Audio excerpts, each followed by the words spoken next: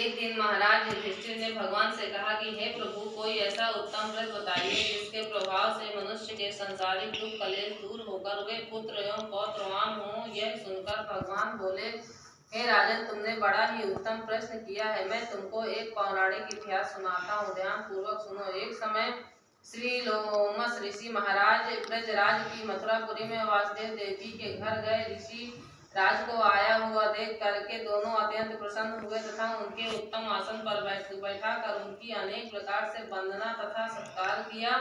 फिर मुनि के चरणोदक से अपने घर तथा शरीर को पवित्र किया। मुनि प्रसन्न होकर उनको कथा सुनाने लगे। कथा के कहते कहते लोमस ऋषि ने कहा कि हे देवकी, दुष्ट दुराचारी कंस ने तुम्हारे कई पुत्र मार डाले हैं, जिनके कारण तुम्हारा मन अत्यंत दुखी है। इस प्रकार राजा नहुष की पत्नी चंद्रमुखी थी, दुखी रहा करती थी, किंतु उसने संतान सप्तमी का व्रत विधान सहित किया, जिससे के प्रताप से उसको संतान का सुख प्राप्त हुआ। यह सुनकर देवकी ने हाथ जोड़कर मुनि से कहा, हे ऋषिराज, कृपा करके रानी चंद्रमुखी की संपूर्ण वृतांत तथा इस व्रत का विधान विस्तार सहित मुझे बतलाइए, जिससे मैं भी इस दुख से छुटकारा पा सकूं।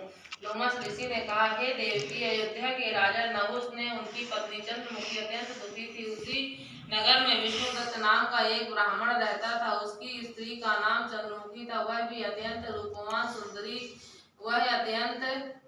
रूपवान सुंदरी थी। रानी और ब्राह्मणी में अत्यंत प्रेम था। एक दिन वे दोनों सरयू नदी के स्नान करने में निमित्त गई। वहां उन्होंने देखा कि अन्य बहुत सी स्त्रियां सरयू नदी में स्नान करके निर्मल वस्त्र पहनकर एक मंडप में श्री शंकर पार्वती की मूर्ति स्थापित करके उनकी पूजा कर रही थी। रानी और ब्राह्मणी ने यह देखकर उन स्त्रियों से पूछा कि हे बहनों, तुम यह किस देवता का और किस कारण से यह पूजन व्रत आदि कर रही हो। यह सुनकर उन स्त्रियों ने कहा कि हम संतान सप्तमी व्रत का व्रत कर रही हैं और हमने शिव पार्वती का पूजन चंदन अक्षत आदि से पंचोपचार विधि से किया है। यह सब इस पुनीत व्रत का विधान है। यह सुनकर रानी और ब्राह्मणी ने भी इस व्रत के करने का मन ही मन संकल्प किया और घर वापस लौट आई। ब्राह्मणी चंद्रमुखी तो इस व्रत को नियम पूर्वक करती रही, किंतु रानी चंद्रमुखी राजमद के कारण कभी इस व्रत को करती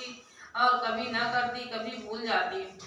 कुछ समय बाद यह दोनों मृत्यु को प्राप्त हुई। दूसरे जन्म में रानी ने बदरिया और ब्राह्मणी ने मुर्गी की योनि पाई, परंतु ब्राह्मणी मुर्गी की योनि में भी कुछ नहीं भूली और वहाँ भगवान शंकर तथा पार्वती जी का ध्यान करती थी। उधर रानी बदरिया की योनि में भी सब कुछ भूल गई।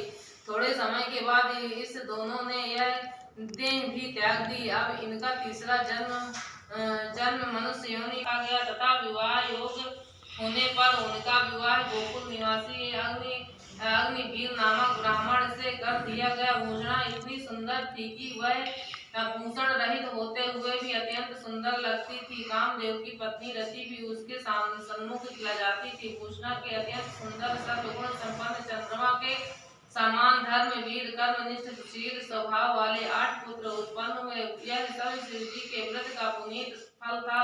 दूसरी ओर शिव विमुख रानी ने गर्भ से कोई भी पुत्र नहीं हुआ और वह निसंतान दुखी रहने लगी। रानी और ब्राह्मणी ने जो प्रीति पहले जन्म में थी वह अब भी बनी रही। रानी जब वृद्धावस्था को प्राप्त होने लगी तब उसके एक गूंगा व बहरा तथा बुद्धिहीन अल्पवायु वाला एक पुत्र हुआ और वह 9 वर्ष की आयु में इस क्षण भंगुर शरीर को छोड़कर चला गया। अब तो रानी पुत्र शोक में अत्यंत दुखी हो व्याकुल रहने लगी। देव योग से पूछना देवी ब्राह्मणी रानी के यहाँ अपने सब पुत्रों को लेकर पहुंची। रानी का हाल सुनकर उसे भी बहुत दुख हुआ, किंतु इससे किसी का क्या बस। कर्म और प्रारब्ध के लिखे को स्वयं ब्रह्मा भी नहीं मेट सकते। रानी को कर्मच्युत भी थी, इसी कारण उसे दुख देखना पड़ा। इधर रानी उस ब्राह्मणी के इस वैभव और 8 पुत्रों को देखकर उससे मन में ईर्ष्या करने लगी तथा उसके मन में पाप उत्पन्न हुआ। ब्राह्मणी ने रानी का संताप दूर करने के निमित्त अपने 8 पुत्र रानी के पास छोड़ दिए। रानी ने पाप के वशीभूत होकर उस ब्राह्मण पुत्रों की हत्या करने के विचार से लड्डू में विष जहर मिलाकर उसको भोजन करा दिया, परंतु भगवान शंकर की कृपा से एक भी बालक की मृत्यु न हुई। यह देखकर तो रानी अत्यंत आश्चर्यचकित हो गई और इस रहस्य का पता लगाने की मन में ठान ली। भगवान की पूजा सेवा से निवृत्त होकर जब भूषणा आई तो रानी ने उससे कहा कि मैंने तेरे पुत्रों को मारने के लिए इनको जहर मिलाकर लड्डू खिला दिए, किंतु इसमें से एक भी नहीं मारा। तूने ऐसा कौन सा दान पुण्य व्रत किया है जिसके कारण तेरे यह पुत्र भी नहीं मरे और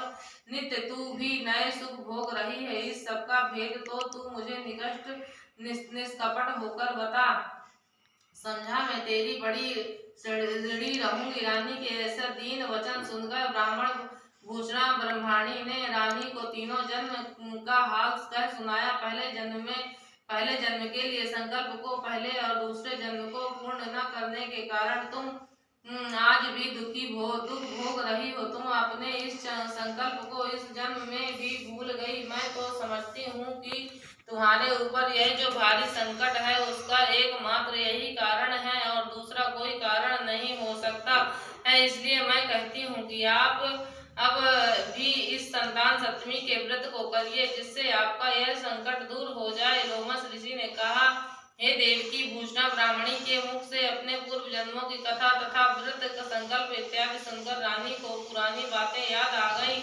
और पश्चाताप करने लगी। भगवान शंकर पार्वती की अपार महिमा के गीत गाने लगी। उसी दिन से रानी ने नियमानुसार संतान सप्तमी का व्रत किया, जिसके प्रभाव से रानी को संतान सुख भी मिला। संपूर्ण सुख भोग कर रानी शिवलोक को गई। भगवान शंकर के व्रत का ऐसा प्रभाव है कि पथ भ्रष्ट मनुष्य भी अपने पथ पर अग्रसर हो जाता है और अंत में ईश्वर भोग कर मोक्ष पाता है। लोमस ऋषि ने फिर कहा कि हे देवकी, इसलिए मैं तुमसे भी कहता हूँ कि तुम भी इस व्रत को करने का दृढ़ संकल्प अपने मन में करो, तुमको भी संतान सुख प्राप्त होगा। इतनी कथा सुनकर देवकी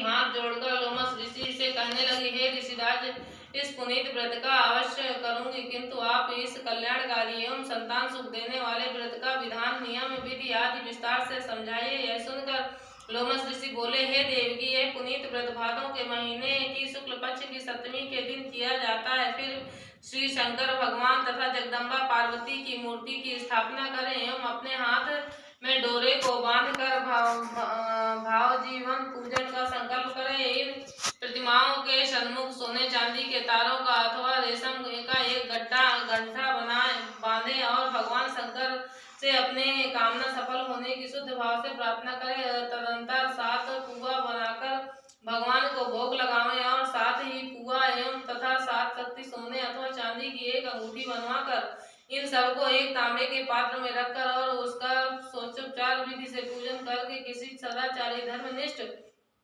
कर्मनिष्ठ संतान पात्र ब्राह्मण को दान में देवें। उसके पश्चात 7 पुआ ही स्वयं प्रसाद के रूप में ग्रहण करें। इस प्रकार इस व्रत का पारायण करना चाहिए। प्रतिमास की शुक्ल पक्ष की सप्तमी के दिन हे देवकी, इस व्रत को इस प्रकार नियम पूर्वक करने से समस्त पाप नष्ट होते हैं और भाग्यशाली संतान उत्पन्न होती है तथा अंत में शिवलोक की प्राप्ति होती है। हे देवी, मैंने तुमको संतान सप्तमी व्रत का संपूर्ण विधान विस्तार कथा कहकर भगवान आनंद कंद श्री कृष्ण ने धर्मावतार युधिष्ठिर से कहा कि श्री लोमस ऋषि इस प्रकार हमारी माता को शिक्षा देकर चले गए। ऋषि के कथा अनुसार हमारी माता देवकी ने इस व्रत को नियमानुसार किया, जिसके प्रभाव से हम उत्पन्न हुए। यह व्रत विशेष रूप से स्त्रियों को तो कल्याणकारी है, परंतु पुरुषों को भी समान रूप से कल्याणदायक है। संतान सुख देने वाला, पापों को नाश करने वाला यह उत्तम व्रत है, जिसे स्वयं भी करे तथा दूसरों को भी करावे। नियम पूर्वक जो कोई इस व्रत को करता है और सब भगवान